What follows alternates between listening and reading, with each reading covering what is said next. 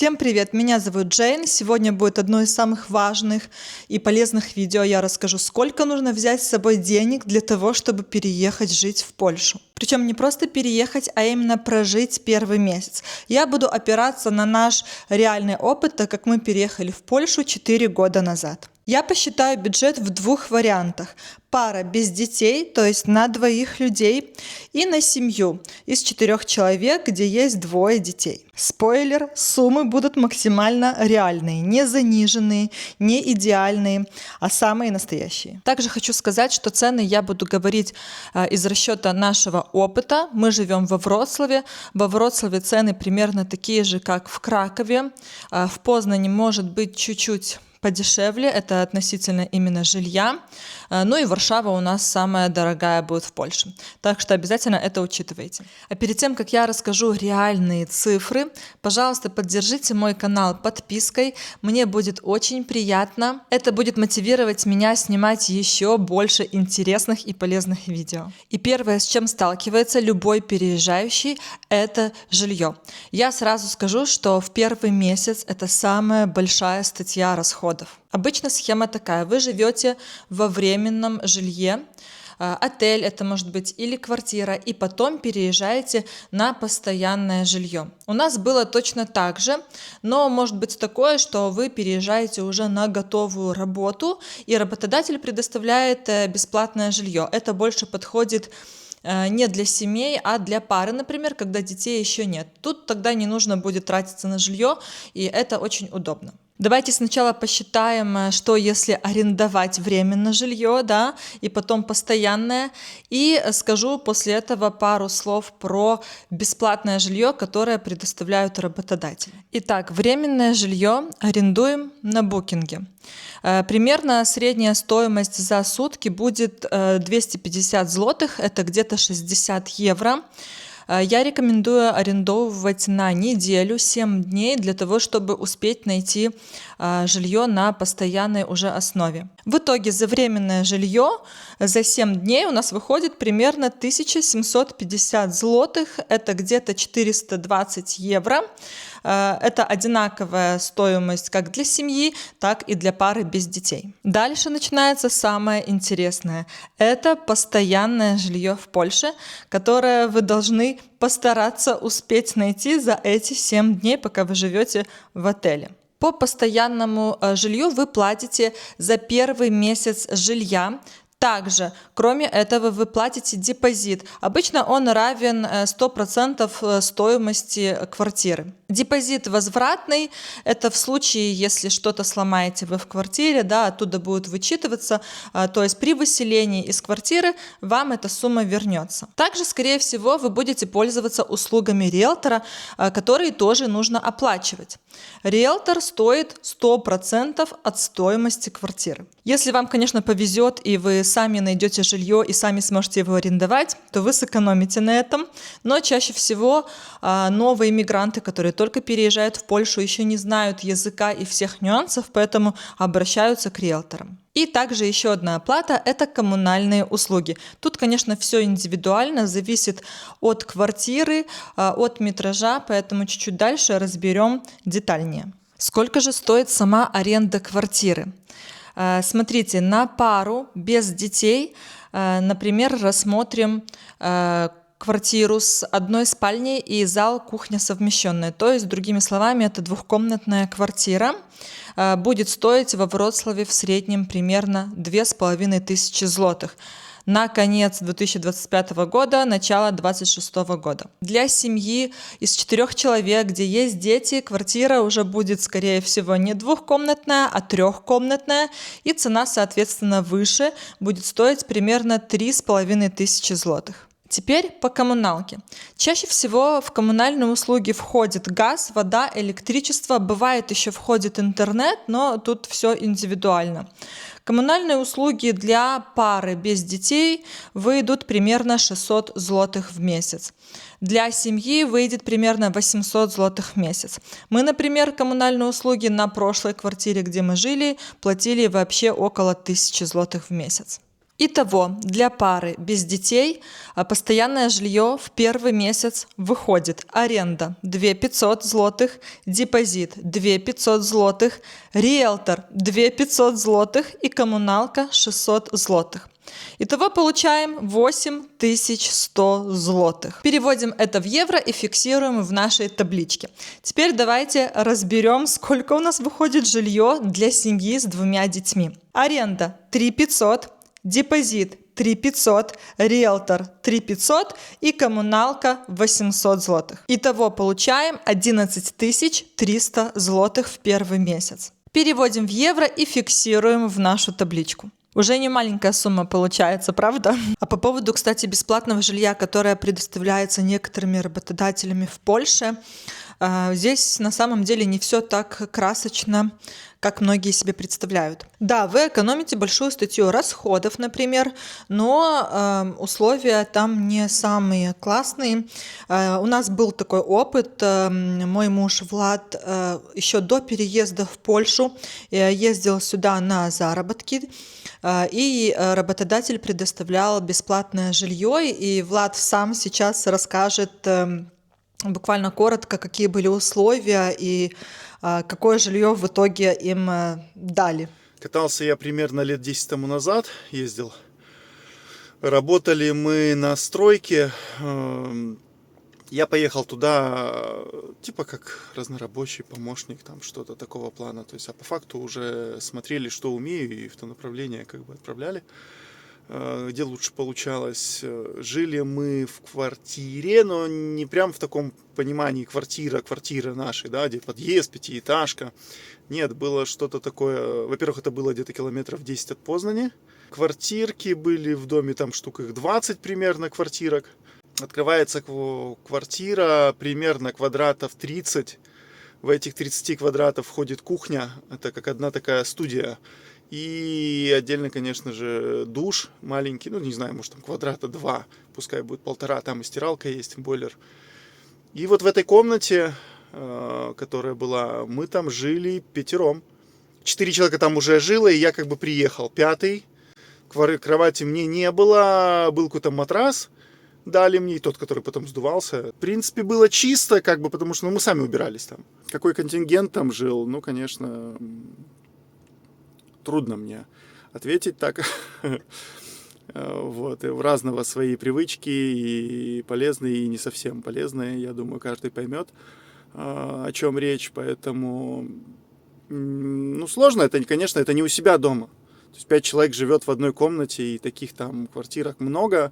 В одной из квартирок жили муж, жена и ребенок, они отдельно снимали. Там были свои причуды, как бы люди не сильно убирались, то у них и тараканы были даже.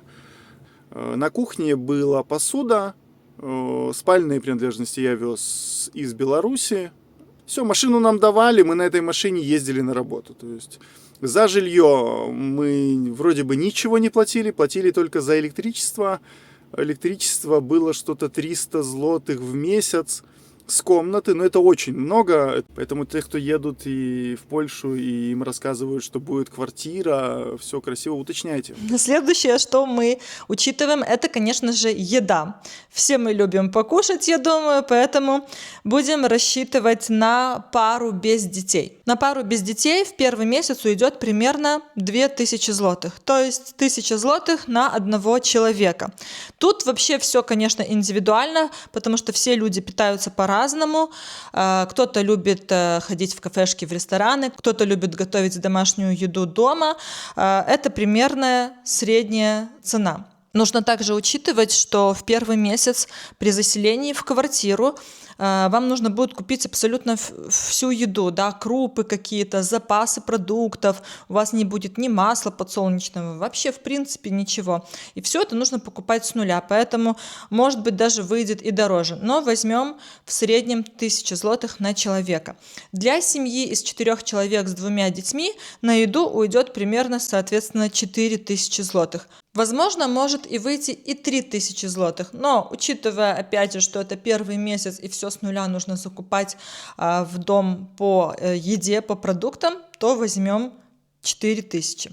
Переводим это в евро и фиксируем в табличку. Мы в первый месяц примерно так же тратили, потому что мы еще не знали какие-то нюансы, в каких магазинах скидки есть, например, какие продукты лучше покупать, а какие не очень вкусные, например. Сейчас мы уже, конечно, все знаем, покупаем стабильно, постоянно одни и те же продукты, поэтому уже у нас деньги не уходят налево и направо. А в первый месяц из-за того, что вы еще не знаете, да, какие продукты вкуснее, что вообще покупать, то у вас будет уходить больше, чем в последующие месяца. Третий пункт – это транспорт. Общественный транспорт во Вроцлаве очень хорошо развит, в принципе, так же, как и в Варшаве, и в Кракове, я думаю, поэтому многие отдают предпочтение именно общественному транспорту, не спешат покупать, например, собственную машину. Я думаю, что если вы и планируете покупать машину свою собственную в Польше, то, по крайней мере, это не будет в первый месяц. Поэтому, так как мы считаем бюджет именно за первый месяц, машины еще, скорее всего, не будет, поэтому считаем за общественный транспорт. Где-то вы будете пользоваться общественным транспортом, иногда будете брать такси, а иногда, возможно, даже бронировать посуточно машину. Во Вроцлаве автобус стоит примерно 4,5 злотых за поездку на одного человека.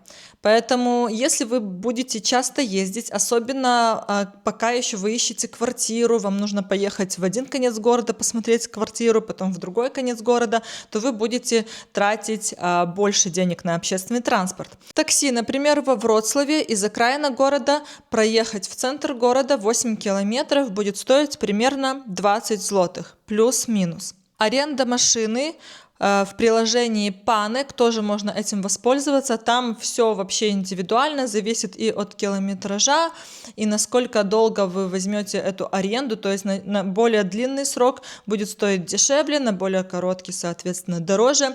Мы в свое время, когда приезжали, брали машину в аренду, по-моему, на 2 дня, потому что нам нужно было ездить, смотреть квартиры, и в то время была не очень хорошая погода, а мы с детьми, и мы не хотели таскаться с детьми по общественным транспортам, было не очень удобно, а это нам сократило наше время, да, сэкономило, поэтому мы брали в аренду машину.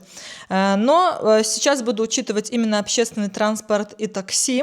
На 2 людей транспорт выйдет в месяц примерно 300 злотых, на семью из 4 человек примерно 500-550 злотых. Переводим это в евро и фиксируем в табличку. Дальше у нас пункт, на котором могут сэкономить люди, которые собираются переезжать в Польшу без детей.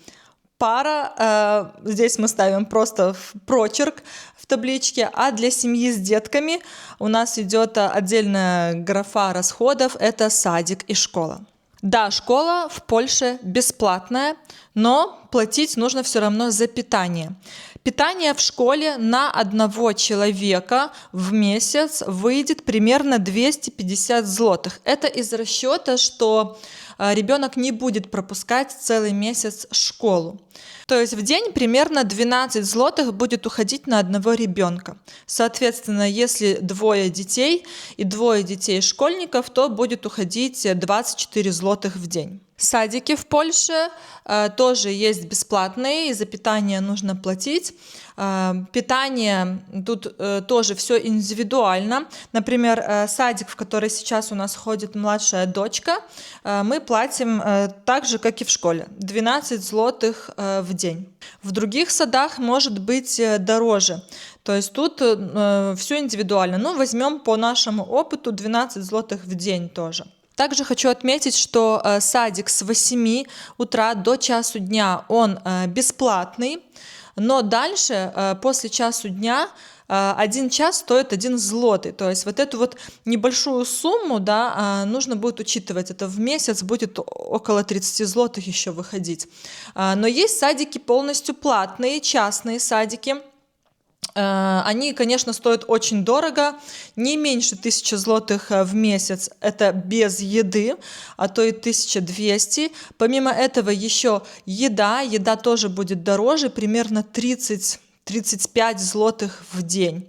Но мы будем сейчас с вами исходить из того, что у нас садик будет бесплатный. Бесплатный садик найти, конечно, Если это особенно середина года, да, не начало учебного года, сложно, нелегко, но реально. Когда мы переезжали, у нас сын пошел в садик, это было не начало года, но нам удалось найти бесплатный садик, государственный, поэтому на этом тоже можно классно сэкономить.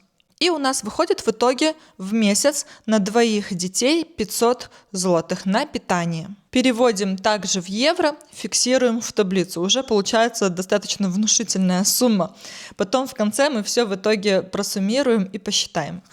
Далее, жилье нашли, детей в сад, в школу устроили, купили продуктов. Что же еще? Кажется, а что еще может быть? В принципе, все. На самом деле нет. Нужно еще учитывать затраты на бытовые какие-то покупки. Многие пропускают этот момент, но на самом деле в первый месяц на эту графу будет уходить очень много затрат. Все, конечно, зависит от того, какую квартиру вы арендуете. Возможно, у вас в квартире уже будет все находиться. И посуда, там, кастрюли, сковородки, полотенца, даже постельное белье. Но, возможно, у вас ничего этого не будет, как было в нашем случае. Когда мы только переехали в Польшу, арендовали квартиру, у нас не было там ни ложки, ни вилки, никакой вообще тарелки. У нас не было ни телевизора, ни пылесоса, швабры не было, веника не было, никаких тряпок, вообще ничего не было. В детской комнате не было ни письменного стола, ни кроватей. В нашей комнате был только каркас кровати, матраса тоже не было. И все это нам пришлось покупать. Благо мы тогда попали на Черную пятницу, и многие покупки у нас вышли по скидкам, но все равно по стоимости приличная такая сумма выходила. Давайте рассмотрим некоторые варианты. Например, если у вас не будет в квартире пылесоса. Пылесос будет стоить примерно 250 евро. Телевизор будет стоить 800 примерно евро. Но, скорее всего, он у вас будет. Просто у нас такой индивидуальный случай. Например, письменный стол со стулом для ребенка будет стоить 100 евро. Если учитывать вот эти вот все нюансы, как постельное белье, полотенце, бытовая там химия, да, какие-то кастрюли, сковородки, телевизоры, пылесосы и так далее, то вообще выходит 5-6 тысяч злотых. У нас, в принципе, такая сумма и вышла, может быть, даже больше. Но, возможно, это все вы не будете покупать в первый месяц, да, а растянете на 2 месяца, а то и на 3 месяца. Поэтому давайте считать сумму такую среднюю, не будем учитывать телевизор, пылесос и какие-то такие дорогостоящие покупки, как матрас, кровати и так далее. То есть самые бытовые предметы, приборы, которые вы будете покупать, возьмем из расчета 2000 злотых. Это будет одинаковая сумма как для пары без детей, так и для семьи. Переводим в евро и фиксируем в нашей табличке. Далее у нас графа – это непредвиденные расходы. У всех что-то ломается всегда, да, что-то там порвалось, испортилось, нужно одежду, например, какую-то купить, сезонную обувь, что-то такое отремонтировать дома и так далее. Поэтому такие непредвиденные расходы, возможно, они вам не понадобятся, и вы не потратите всю эту сумму в месяц, но учитывать обязательно это нужно, чтобы был запас денег. Поэтому на пару без детей примерно 1000-1100 злотых, это где-то 250 евро, нужно иметь в запасе, и на семью с 2 детьми, соответственно, двойная сумма – это 2200 злотых, то есть примерно 500 евро. В эти непредвиденные расходы можно также вложить, там, например, какие-то поездки в школе, например, первый месяц могут быть у вас, там, фонд даже класса или подарок. Позвал кто-то на день рождения ребенка, нужно купить подарок, какие-то просто игрушки вы детям хотите купить, там, поход в кино семейный или просто какие-то интересные развлекательные мероприятия в городе происходят.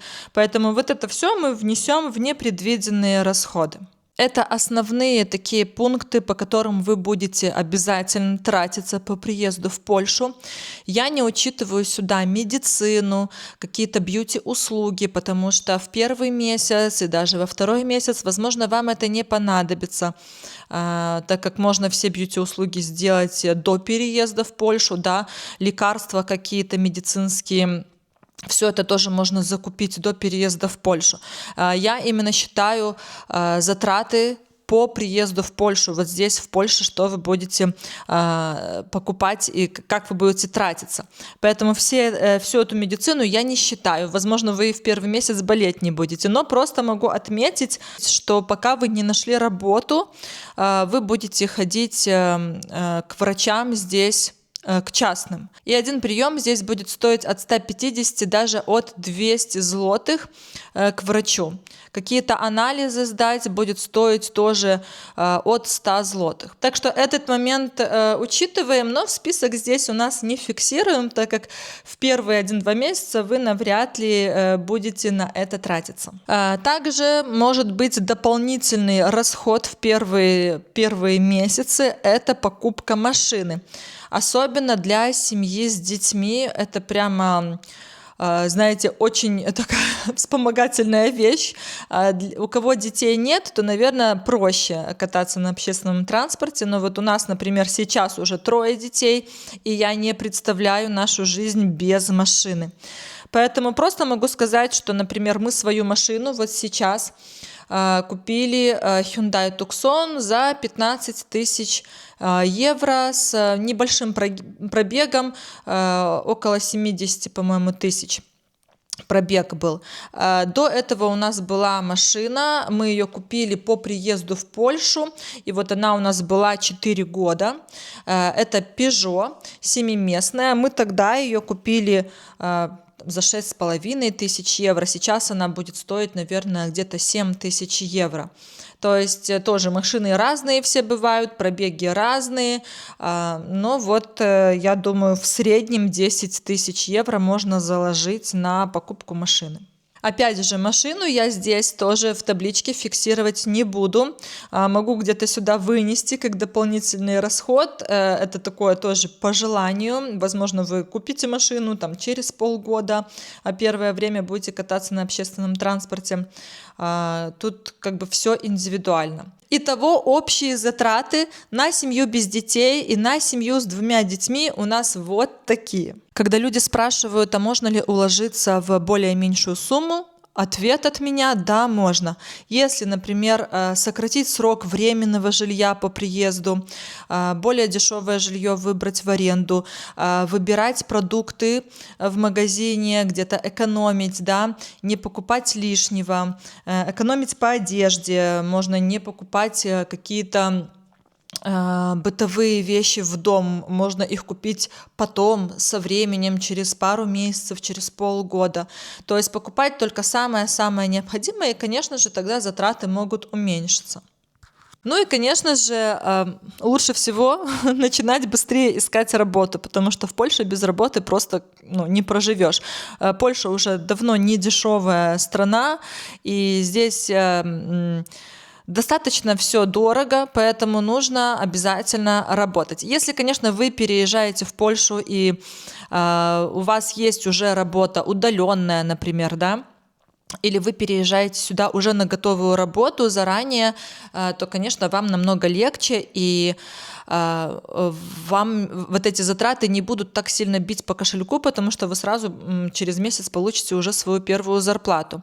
Но люди, которые переезжают сюда полностью без работы и на месте ее ищут, тут, конечно, нужно в запасе иметь деньги, так сказать, подушку безопасности. Я бы советовала, конечно, хотя бы на 2-3 месяца иметь запас денег на аренду жилья и на еду как минимум, если вдруг вы не найдете в первый месяц работу здесь, в Польше. Поэтому вот эту сумму можно еще умножить в 2 раза или как минимум хотя бы в 1,5 для того, чтобы успеть здесь найти свою работу и получить первую зарплату. В нашем случае, когда мы переезжали 4 года назад во Вроцлав с 2 детьми еще на то время, у нас, естественно, была подушка безопасности. Мы понимали, что ответственность мы несем не только за себя, но и за детей, поэтому брали с собой побольше сумму, чем как бы планировали здесь потратить. У нас деньги были как наличные, так и безналичные на инвестиционных счетах, но именно наличные деньги мы брали с собой примерно 30 тысяч евро. Из этих 30 тысяч евро мы рассчитывали, что у нас часть денег уйдет на покупку машины, что в принципе так и произошло. Поэтому кажется, что сумма большая, но уже такой большой кусок денег ушло на покупку машины. Плюс мы первое время вдвоем с мужем не работали. Ну и спокойно себя чувствовали, не переживали за завтрашний день, что мы останемся на улице и так далее. То есть мы спокойно интегрировались в эту среду, да, проходили адаптацию. Это очень важно, устроить детей в садик, в школу без спешки, наладить тут все вопросы с документами, сделать песель, в общем, податься на карту побыта, к примеру, да, то есть все вот эти вот нюансы, они требуют времени, и мы дали себе какой-то определенный промежуток времени и рассчитывали, что это время мы не будем здесь работать, мы будем заниматься определенными вот такими делами, поэтому брали сразу большую сумму денег. Но все же я советую вам сразу по приезду, когда вы уже арендуете постоянное жилье, искать себе работу, если вы ее еще не нашли заранее или вы не работаете удаленно. Таким образом, вы будете чувствовать здесь себя безопаснее и будете понимать, что у вас будет стабильная зарплата, и вы не окажетесь на улице там, через какое-то время. Поэтому обязательно сразу ищите себе работу, так как это тоже нелегкий такой процесс, это не сразу может получиться, тоже может уйти от месяца до, я не знаю, до нескольких месяцев на поиск работы, плюс пока вы поработаете месяц и в конце месяца получите свою первую зарплату, это тоже все это время нужно за что-то жить. А теперь напишите, пожалуйста, в комментариях, как вам сумма? Это много вышло или мало для первого 1-2 месяцев жизни в Польше после переезда? Сколько вышло у вас, если вы уже переехали в Польшу, сколько вышло у вас в итоге? Тоже будет очень интересно почитать. Пишите, делитесь своими историями. Возможно, кому-то будет это видео полезно, интересно, кто только собирается переезжать в Польшу, поэтому пишите комментарии, ставьте лайки, поддержите мой канал и до новых встреч, всем пока-пока.